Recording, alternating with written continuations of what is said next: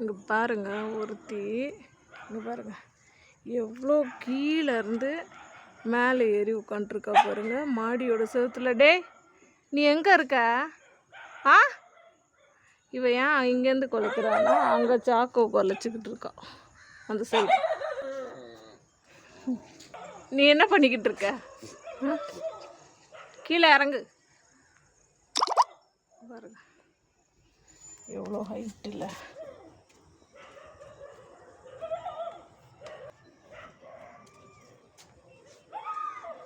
கீழே இறங்கு. வா வா. என்ன பண்ணிக்கிட்டு இருக்க நீ? ஆ, சரி சரி சரி.